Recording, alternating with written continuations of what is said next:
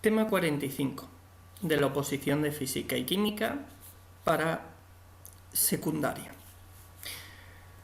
Teoría de bandas, carácter conductor, semiconductor y aislante de las distintas sustancias, superconductividad. Importancia de los semiconductores y superconductores en las nuevas tecnologías. Vale, el guión que vamos a establecer es punto 1, teoría de bandas en los sólidos, donde vamos a ver 1.1, generalidades, después, como no, operadores influyentes y la ecuación de Rödinger. Punto 1.3, conclusiones acerca de la teoría de bandas.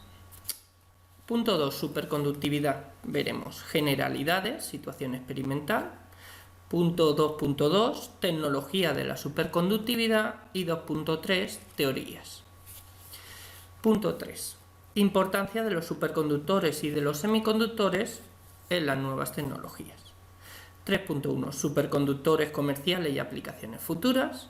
3.2, los superconductores y sus aplicaciones. Vale. Aquí veremos primero una pequeña introducción donde vamos a ver de qué va el tema. En este tema vamos a hacer un análisis cualitativo de los sólidos a nivel físico. Para ello nos basaremos en la teoría de bandas de los sólidos, de la cual tienen en cuenta la interacción de los electrones con la red cristalina. En el desarrollo del tema podremos justificar el carácter que tienen los sólidos apoyándonos en dicha teoría. Distinguiremos entre materiales conductores, aislantes y semiconductores, como no. No hay que decir que los conductores son aquellos que conducen la electricidad, los aislantes los que consideramos que no la conducen y los semiconductores los que la conducen pero no tan bien como los otros. Entonces, luego vamos a hablar de lo que vamos a pasar a denominar superconductores, que son aquellos conductores que permiten el paso de la electricidad con una resistencia prácticamente nula. Es decir, la corriente podría fluir eternamente si aplicamos los principios de inercia de la mecánica newtoniana, por ejemplo. Finalmente veremos la importancia que tienen los superconductores y semiconductores en las nuevas tecnologías. Los superconductores no tanto porque están un poco lejos de que puedan funcionar a unas temperaturas adecuadas para su uso comercial. Punto 1. Teoría de bandas en los sólidos. 1.1. Generalidades. ¿Cuál es la causa de que unos materiales se comporten como conductores, otros como semiconductores y otros como aislantes? Pues la respuesta a estas preguntas se puede encontrar en las propiedades atómicas del material, como no. Y vamos a tener que hacer uso de la mecánica cuántica para ello. Cuando los átomos se enlazan entre sí para formar un sólido, lo hacen siguiendo una estructura tridimensional. Si esta es repetitiva, recibe el nombre de estructura cristalina o red cristalina, que es lo que suele ocurrir. Y cuando hablamos de red cristalina, no hablamos de moléculas ni de átomos, bueno, de átomos sí, pero moléculas separadas, como en cualquier enlace covalente no, porque están unidas formando una red, no hay moléculas independientes. Cuando vamos a extender el modelo electrónico que conocemos hasta ahora, de forma que considere las interacciones de los electrones con la propia red cristalina. Claro, si no consideramos la existencia de una red cristalina, pues aplicamos la ecuación de Rödinger y lo único que resolvemos es los niveles energéticos para un átomo. Pero si queremos hacerlo para una red cristalina, tenemos que considerar las interacciones que tendrán los electrones, no solo con el propio átomo, sino con el resto de la red. Esto lo vamos a hacer para explicar las propiedades de los sólidos que el modelo de electrones libres no alcanza a explicar, vamos, el que conocemos todo. Cuando los átomos libres se aproximan entre sí, las interacciones coulombianas entre sus núcleos y las superposiciones del resto de sus distribuciones electrónicas llevan a la subdivisión de los niveles de energía del sistema formado y a su dispersión en bandas. Cada nivel ns, n representa el número cuántico principal y es el momento angular, el momento orbital angular nulo del átomo libre, origina lo que llamamos una banda. La anchura de cada banda es proporcional a la intensidad de la interacción. Mientras mayor sea la intensidad de la interacción, mayor es la anchura de la banda. Es decir, a la superposición de los átomos vecinos en estado NS. También se forman bandas a partir de los estados P y de los estados D de los átomos libres. Cada nivel de generado quiere decir que tiene la misma energía, pero va a tener diferente momento angular o otras cosas. Cada nivel de generado 2L más 1 da lugar a una banda. O sea, cada 2L más 1 niveles degenerados da lugar a una banda energética. Operadores influyentes, ecuación de Rödinger, punto 1.2. Cada sólido es un conjunto de un gran número de núcleos atómicos y electrones.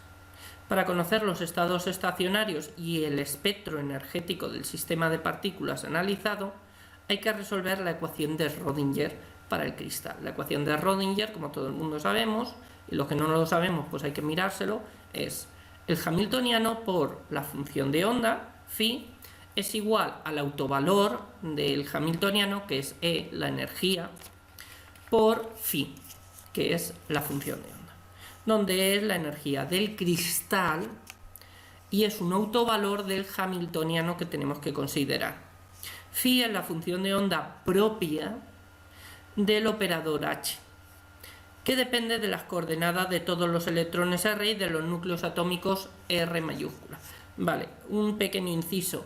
E es lo que vamos a llamar el autovalor, pero no del hamiltoniano, sino de la función de onda propia que consideramos en cada instante. Phi, la función de onda propia, va a ser una función que va a depender de las posiciones de todos los electrones que hay en todos los átomos de la red y de las posiciones de todos los núcleos de todos los átomos que hay en la red. Eso es una verdadera barbaridad de resolver. H es el operador de Hamilton que comprende varios operadores.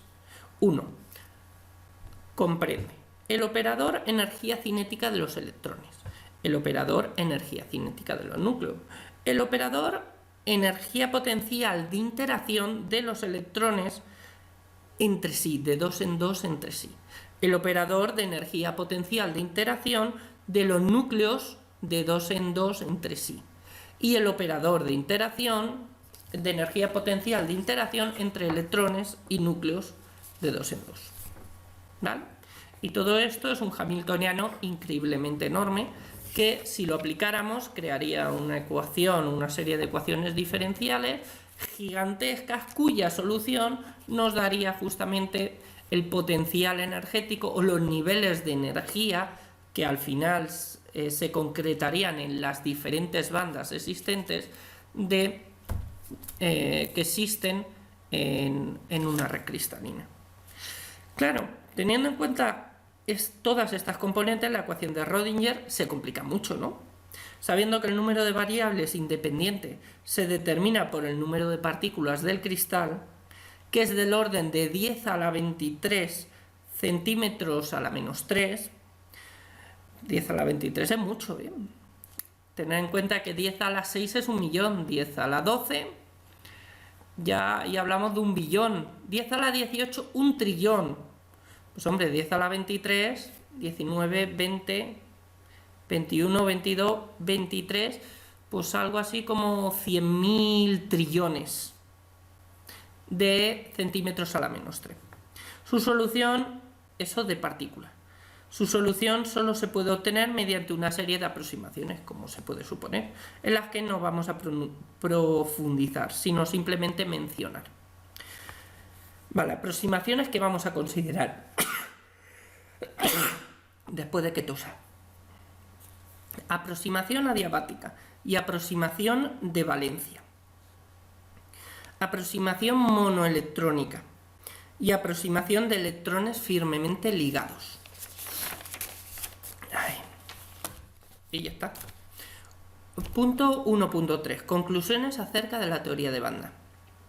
Teniendo en cuenta estas consideraciones, se encuentra la expresión de la energía para un electrón en un campo periódico de una red unidimensional, donde consideramos que su fórmula es energía es igual a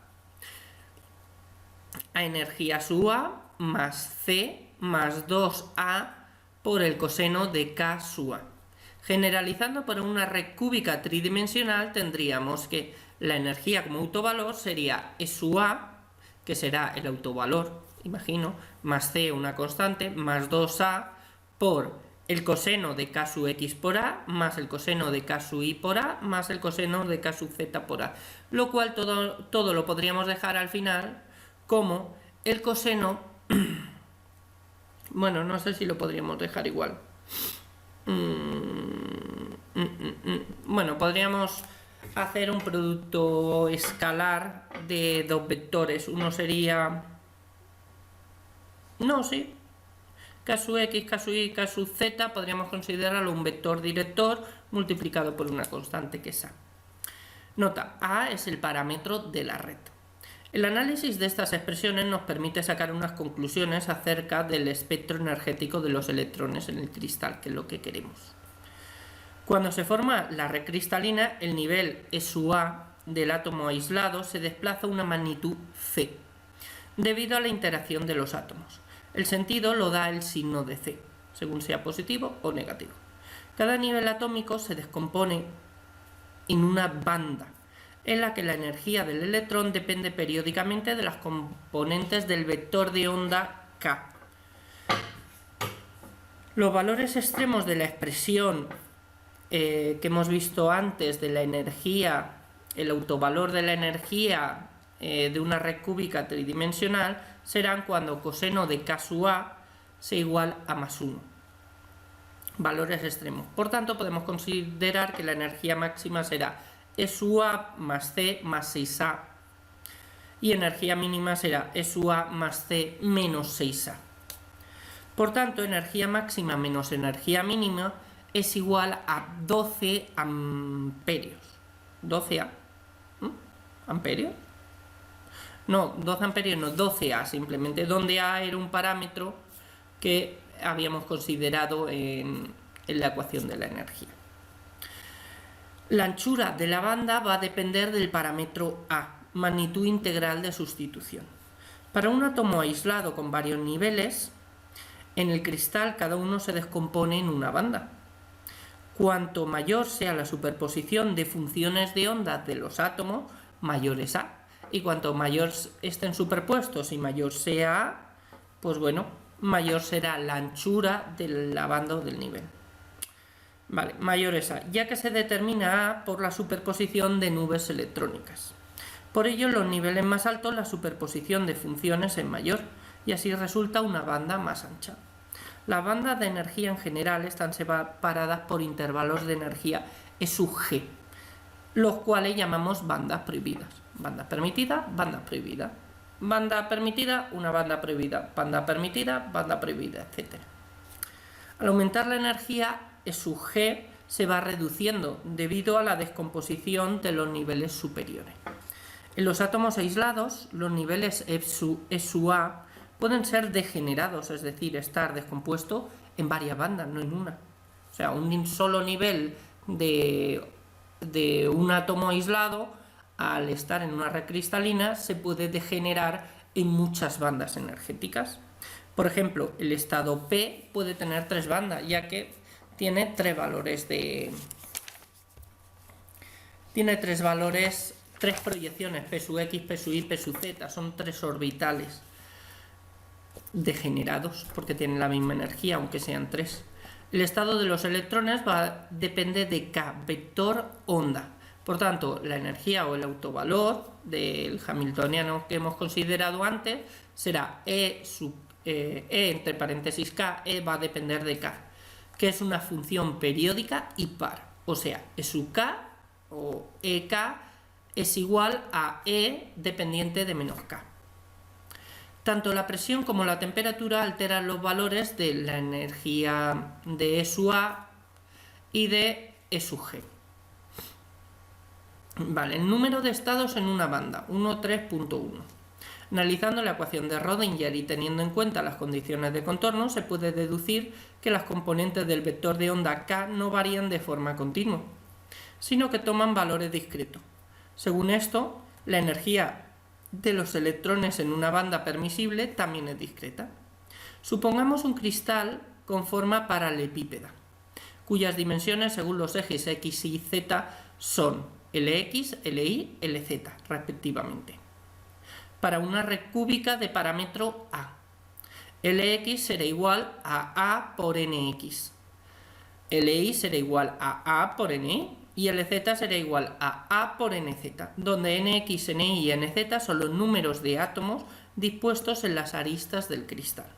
Se deduce que en la banda permisible del cristal tridimensional existen solo n igual a nx por ni por nz estados, que eso será igual a lx, ly, lz, lx por ly por lz partido a, que es el parámetro del cristal. Estado, ¿vale? Esto es el número de estados que pueden existir correspondientes a distintos K, es decir, coincide con el número de celdas del cristal. Por el principio de Pauli, en cada nivel de energía del átomo aislado caben 2 electrones como máximo. Así, en cada banda de energía hay 2n estados cuánticos y podrá haber 2n electrones, porque claro, si tenemos 2n estados cuánticos, pues podemos tener 2n electrones. Supongamos que cada átomo contribuye a la banda con un electrón de valencia. Imaginemos, tenemos muchos átomos y cada átomo un solo electrón, ¿vale? Dicha banda estará semillena, ya que en un orbital de valencia o en un orbital cualquiera caben 2 electrones. Si aportamos uno, nos falta otro y tendremos una banda al final semillena. Y el sólido tendrá las características de un metal. Si cada átomo contribuye con 2 electrones de valencia, la banda quedará llena. Si no hay superposiciones, dicha banda no contribuirá a la conductividad eléctrica. Estas bandas estarán completamente ocupadas, pues contienen un número par de electrones. Cuando el sólido tenga un número par de electrones por átomo y la banda superior, teniendo electrones, esté separada de las demás por un intervalo K sub T muy grande, tendremos un aislante. Los metales nobles y los alcalinos, por ser monovalentes y tener la banda de conducción solo medio llena, son buenos conductores. Cuando la anchura de la banda es del orden de 1 electronvoltio, la banda puede considerarse casi continua.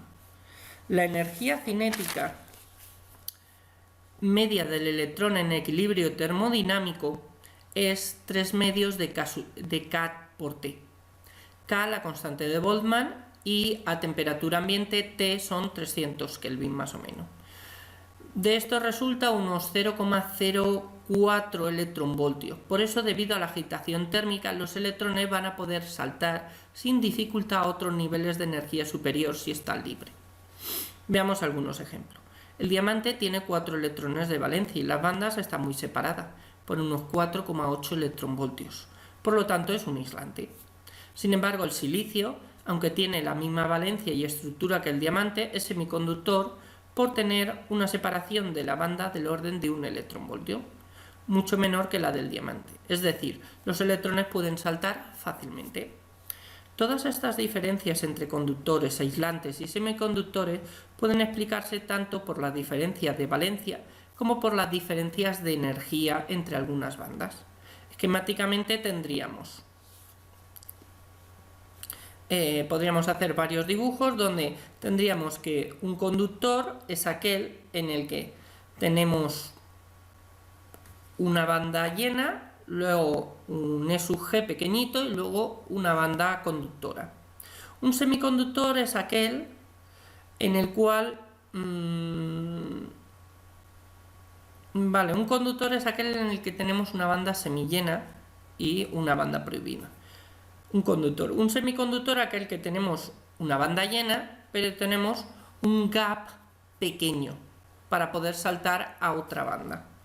Y un aislante es cuando tenemos una capa llena y tenemos una energía E sub G, un gap con respecto a la siguiente capa muy grande y es muy difícil saltar. De todas maneras, está visto que cualquier aislante no lo es del todo, porque depende de la energía o de las temperaturas a las que estemos.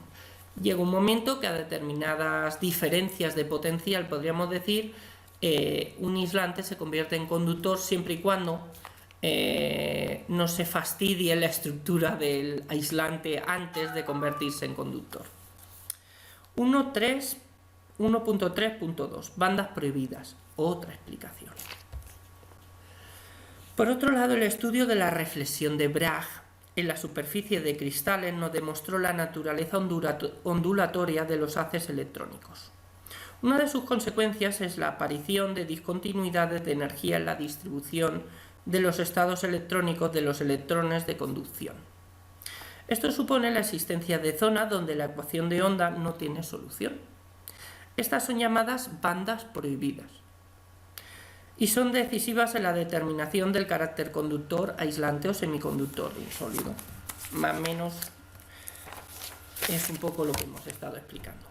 Tendremos un sólido aislante cuando todos los niveles energéticos inferiores a una banda prohibida estén ocupados por electrones.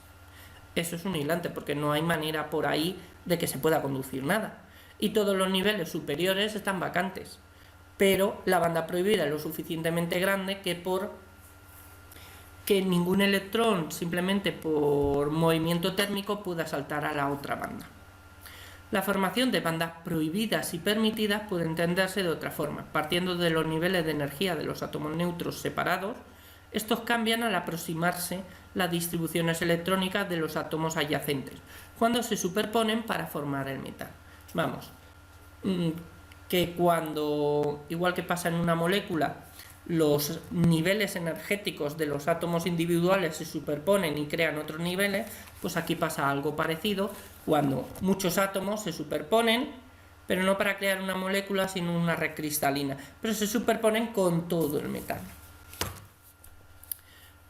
Punto 2. Superconductividad. 2.1. Generalidad de situación experimental. La superconductividad fue descubierta en 1911 por Kamerlingh Onnes, con 2 Ns, trabajando con mercurio. Observó que éste perdía toda la resistencia al flujo de electricidad, es decir, su resistividad se anulaba completamente cuando se bajaba a la temperatura de 4 Kelvin. La temperatura ambiente es de 293 Kelvin más o menos. ¿Vale? Los superconductores son unos materiales que permiten el paso de la corriente eléctrica, presentando una resistencia prácticamente nula. No producen pérdida de energía eléctrica por efecto Joule. El empleo de temperaturas tan bajas era el principal obstáculo que presentaba este nuevo descubrimiento, y aún hoy en día en parte lo sigue presentando. El enfriamiento se realizaba sumergiendo el material en helio líquido, pero este es un procedimiento caro y complejo. Y que lo digas. Otro inconveniente que presentaban los superconductores era la incapacidad para resistir campos magnéticos intensos. Vamos, que cuando le metes en un campo magnético intenso, aunque esté a baja temperatura, el superconductor desaparece. Cuando un campo magnético alcanzaba cierto valor crítico, H sub C, dependiente del tiempo, que es función de la temperatura, T es igual a T sub C a temperatura crítica, H sub C igual a 0, el superconductor perdía sus propiedades y volvía a ser un conductor normal.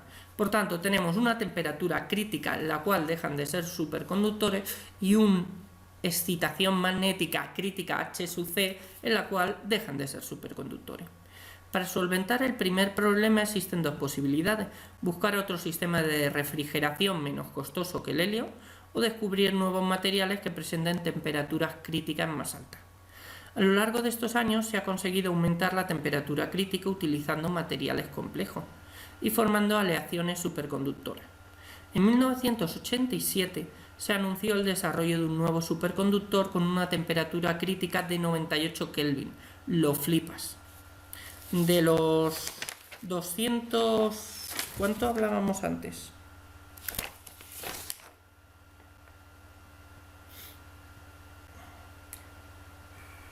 De los 4 Kelvin que hablábamos antes,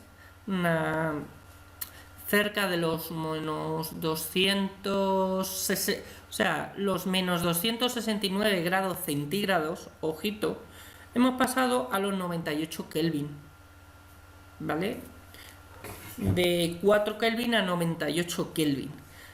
Últimamente, algunos laboratorios después anunciaron haber conseguido superconductores a temperaturas superiores a los 230 Kelvin.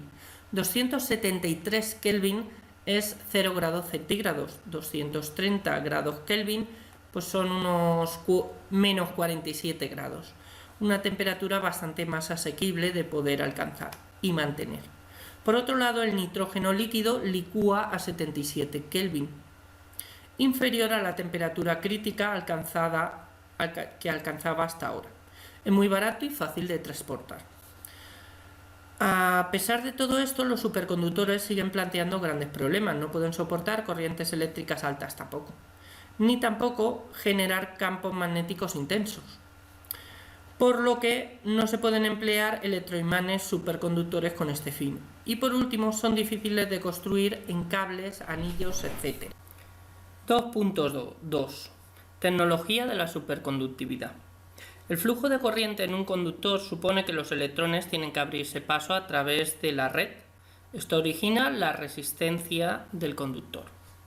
En este apartado, además de explicar las propiedades de los superconductores de conducir sin resistencia, analizaremos otras, también relacionadas con las propiedades atómicas del material, como ya de suponer. Entonces vamos a ver primero 2.2.1, efecto Meissner. Aparece cuando un superconductor se enfría por debajo de su temperatura crítica en el seno de un campo magnético. El campo va a rodear al superconductor, pero no va a penetrar en él las líneas de inducción magnética, sino que van a ser expulsadas fuera del material superconductor. Es decir, se comportan como si en su interior B fuera igual a 0. Además, si el campo magnético es muy intenso, el superconductor vuelve a su estado conductor original.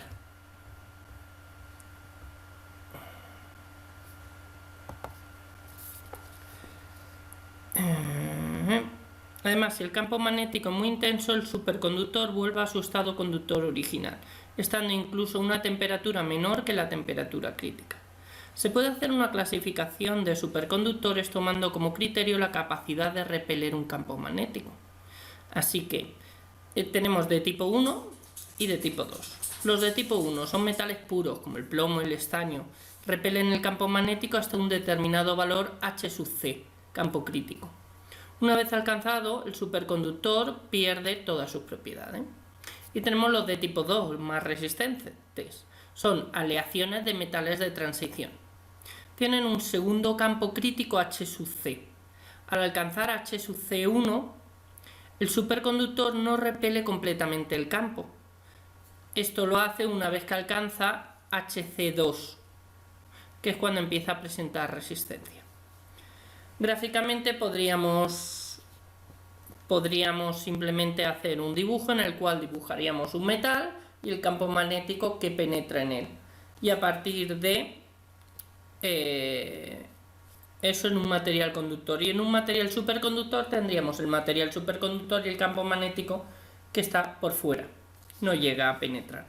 Por el efecto Meissner, el imán puede levitar, ya que el campo magnético no puede penetrar, por lo cual que tendríamos trenes que podrían levitar sobre un campo magnético generado, si tuviéramos materiales superconductores que pudiéramos mantener a temperaturas decentes.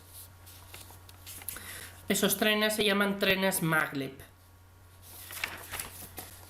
2.2.2 Densidad de corrientes. Se le da este nombre a la cantidad de corriente que un superconductor puede soportar, conservando su resistencia nula. Suele ser del orden de 100.000 amperios por centímetro cuadrado. La mayoría de los superconductores son anisótropos, es decir, conducen mejor la electricidad en ciertas direcciones y en ciertas no. 2.2.3 Efecto Josephson. Es una propiedad de los superconductores y está basado en el efecto túnel. Este efecto se puede producir en una unión formada por una lámina de óxido entre dos superconductores. Si se mide la corriente que pasa por la unión al ser expuesta a un campo magnético, se detecta un cambio que es debido al salto de electrones a través de la barrera. Son conmutadores superconductores. Su empleo principal es en circuitos de ordenadores y en la detección de campos magnéticos débiles. Estos detectores o magnetómetros son llamados SQUIDs, SQUIDs, dispositivos superconductores de interferencia cuántica. 2.3. Teorías. 2.3.1. Teoría BCS. Fue publicada en 1957 por Bardeen, con 2 Es, Cooper, con 2 Os, y Schrieffer, SCHRIEFFER, cuando todavía no existían superconductores de alta temperatura. Así que explica la superconductividad solo para temperaturas cercanas al cero absoluto, los 4 grados Kelvin que había al principio. Esta teoría asegura que los electrones que circulan por el superconductor van agrupados en pares, llamados pares de Cooper, los cuales son producidos por fonones, partículas asociadas a las vibraciones de la red. Explica cómo pueden fluir los electrones a través de la red cristalina sin chocar con otras partículas, de manera que no se genere resistencia eléctrica. Sin embargo, la teoría BCS no es capaz de explicar la superconductividad de los nuevos materiales, ya que estos tienen temperaturas críticas muy superiores a 0 grados Kelvin. 2.3.2. Teorías actuales. Las teorías actuales acerca de la superconductividad se diferencian en que cada una de ellas atribuye el emparejamiento de los electrones a distintos mecanismos. Excitón, plasmón o magnetones. Excitón, electronic excitation, produce una interacción más fuerte y puede operar a temperaturas altas. Plasmón, son movimientos de electrones colectivos. Magnetones, son debidos a las fluctuaciones del spin de los electrones. Por las fluctuaciones de spin de los electrones, se crean unos caminos por los que circulan sin encontrar obstáculos. La realidad, pues es posible que sea una mezcla de los 3 sistemas. Punto 3. Importancia de los superconductores y semiconductores en las nuevas tecnologías. 3.1. Superconductores comerciales y aplicaciones futuras. Actualmente la mayoría de las aplicaciones de superconductores en la industria utilizan su capacidad para conducir sin resistencia. Se pueden distinguir o clasificar en 2 tipos. Aleaciones dúctiles, son maleables y fáciles de dar forma, generalmente son compuestos de niobidio y titanio, y compuestos intermetálicos, son rígidos y muy poco flexibles, se sintetizan con vanadio y galio. 3.1.3. Los superconductores y los sistemas de potencia. Los sistemas de potencia producen y distribuyen electricidad. Los generadores eléctricos superconductores son realizados mediante bobinados de hilos superconductores, como es natural.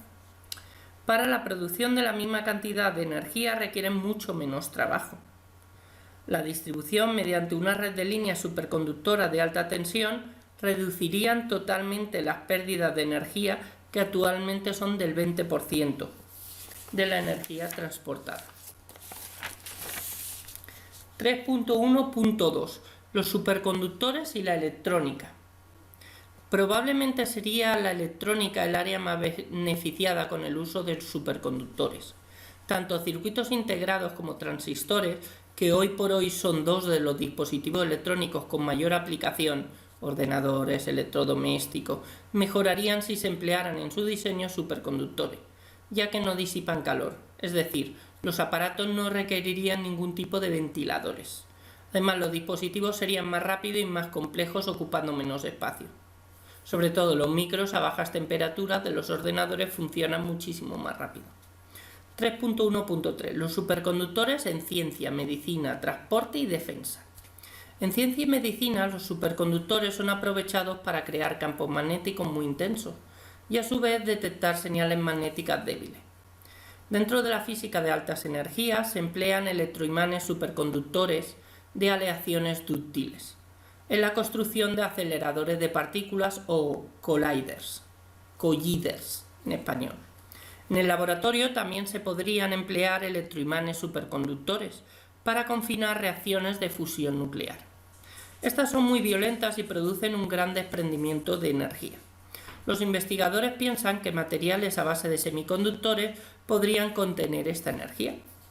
Por otro lado, en medicina, la superconductividad es aprovechada en la fabricación de máquinas NMR, resonancia magnética nuclear, y MRI, imágenes por resonancia magnética, que dan imágenes detalladas de nuestro organismo. Su funcionamiento consiste en someter al paciente a un campo magnético intenso, que es generado por electroimanes superconductores. Dentro del transporte, otra futura aplicación sería el uso de estos electroimanes superconductores en la construcción, de lo que hemos dicho antes, de trenes maglev, acabado en V, es decir, trenes levitados magnéticamente. Su utilización duplicaría su velocidad, ya que no habría fricción de las ruedas con los raíles, y el hostiazo sería mucho mayor también, seguro. Los científicos también piensan en la aplicación de superconductores para la fabricación de coches y trenes eléctricos. Lo malo es soportar las temperaturas a las que deberían de funcionar. Por último, en defensa, las investigaciones están siendo orientadas al posible desarrollo de lanzaderas de misiles, que con bobinas electromagnéticas superconductoras impulsarían mejor los proyectiles. También se podrían instalar en cañones y fusiles láser de alta tecnología, lo que les permitiría adquirir mucha energía en un tiempo muy corto, que es de lo que se trata. 3.2. Los semiconductores y sus aplicaciones. Los semiconductores son conductores electrónicos con una resistividad del orden de 10 a la menos 2 hasta 10 a la 9 ohmios por centímetro.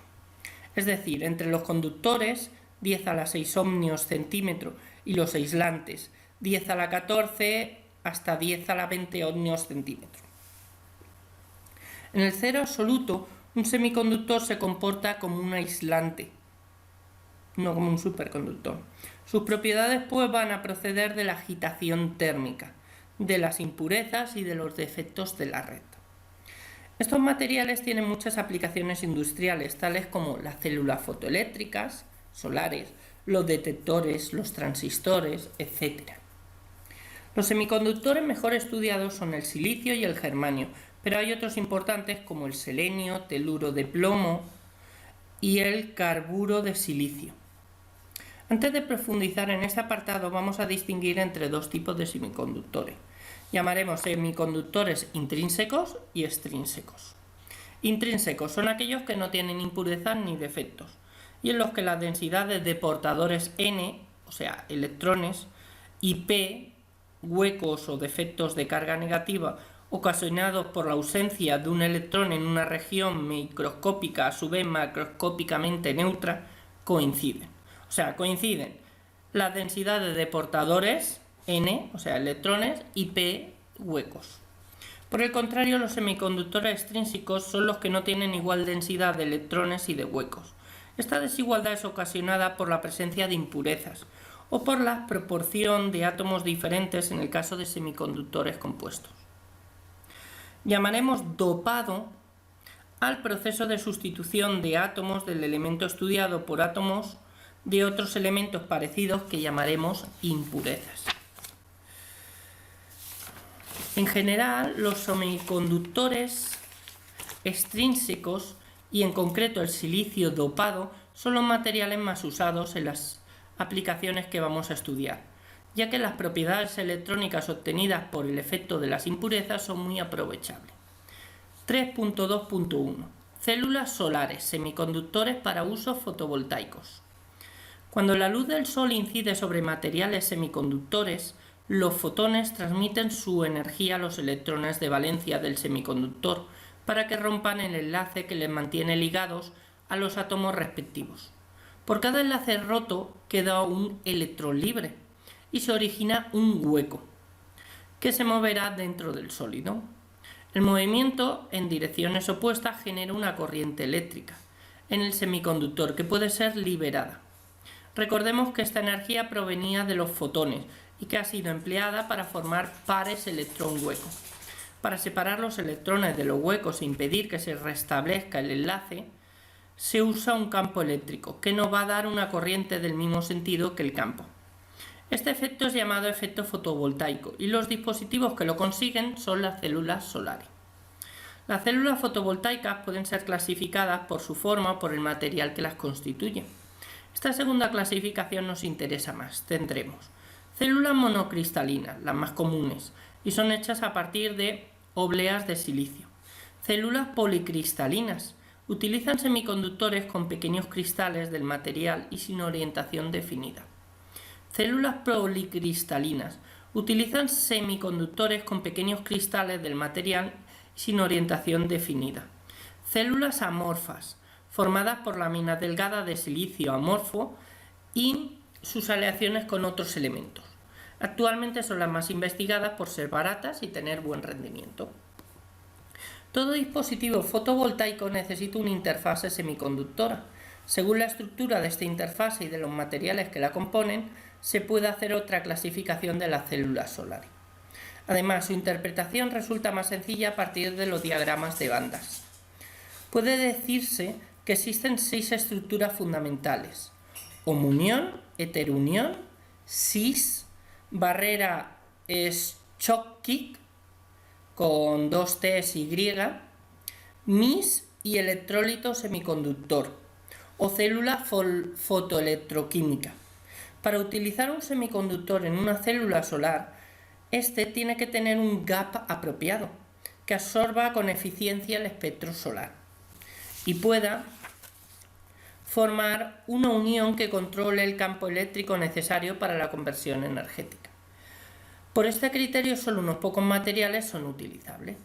Monocristales, como el silicio, arseniuro de galio, fosfuro de indio, teluro de cadmio y seleniuro de cobre indio, o sea, CuInS. Lámina delgada, silicio amorfo hidrogenado, ASI, H. Teluro de cadmio o el seleniuro de cobre indio. Recientes investigaciones han extendido estos materiales a sus aleaciones con otros. Además, se están investigando células multiunión, en las cuales se apilan 2 o más células con el fin de absorber la luz con una mayor eficiencia. Un ejemplo es la célula de arseniuro de aluminio galio, unida a otra de arseniuro de galio, cuya eficiencia es del 24%. 3.2 transistores, fotodetectores y el láser. El transistor fue descubierto en los laboratorios de Bell Telephone. Se utiliza para controlar el flujo de corriente eléctrica, amplificar la corriente, detectar ondas de radiofrecuencia y conmutar señales eléctricas. Los transistores están hechos de materiales semiconductores, normalmente silicio y germanio. Se fabrican dopando con cantidades determinadas de impurezas el semiconductor, con el fin de alterar la forma en que fluye la corriente a través del material. Estas impurezas dividen el material en 3 zonas diferentes: emisor, colector y base. Así son llamadas en los transistores bipolares. El transistor final se obtiene recubriendo todo el material con una carcasa protectora. Por otro lado, los circuitos integrados, ya nombrados en un punto anterior, también están construidos a partir de materiales semiconductores. Al principio se fabricaban con componentes individuales, pero esto origina muchos problemas en las interconexiones. Fue la compañía Fairchild Semiconductor la que propuso el primer circuito eléctrico en una sola pieza de semiconductor, es decir, un solo elemento capaz de realizar varias funciones. Increíble. Actualmente los circuitos constan de más de 150.000 transistores. ¡Wow! Otra aplicación tecnológica de los semiconductores son los fotodetectores. Hay dos tipos de detectores de radiación: térmicos y fotónicos. Estos últimos son los que nos van a interesar. Los detectores fotónicos pueden ser fotoemisivos o de estado sólido. Los primeros funcionan de acuerdo con el efecto fotoeléctrico. Incide un fotón y si su energía es mayor que la del material, arranca un electrón. Si se coloca un electrodo que aumente la energía, el efecto del fotón se multiplica. Los segundos generan pares electrón-hueco al incidir luz solar. Estos pares arrastrados producen una corriente que se puede medir. Los fotoconductores están formados por una pieza de semiconductor y dos electrodos conectados a un amperímetro, que nos da la intensidad que fluye en su interior. Serán mejores cuanto menos dopados estén, pues lo que nos interesa es detectar únicamente la radiación. Según la banda de detección se usarán diferentes materiales semiconductores, banda de 2 a 5 por 10 a la menos 6 metros, semiconductores de gap directo, banda de 8 a 14 por 10 a la menos 6 metros, semiconductores de gap variable. Esto se hace variando la proporción de cadmio, mercurio y teluro. Una agrupación de detectores que permite obtener una imagen es llamada array de detectores. Son de gran interés y su resolución es proporcional al número de detectores. Cada detector recibe una información de un punto distinto del objetivo, a una frecuencia, y luego la emite en esa frecuencia. El láser es un dispositivo semiconductor emisor de luz. Explicar la física de estos dispositivos es muy complicado, así que simplemente daremos una idea general. Se dice que hay una inversión de población cuando el número de electrones en el estado excitado es mayor que el número de electrones en el estado fundamental. En semiconductores se puede lograr la emisión de luz y su amplificación. Una vez lograda la inversión de población, es decir, fuera del equilibrio, ya está.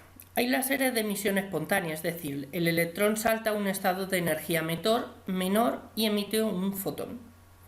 Es radiación incoherente. Son llamados LEDs. O sea, los LEDs son láseres, diodos electroluminiscentes, y se hacen a partir de semiconductores muy dopados. También hay láseres de homounión, un solo semiconductor, y de doble heterounión, dos tipos de semiconductor combinados.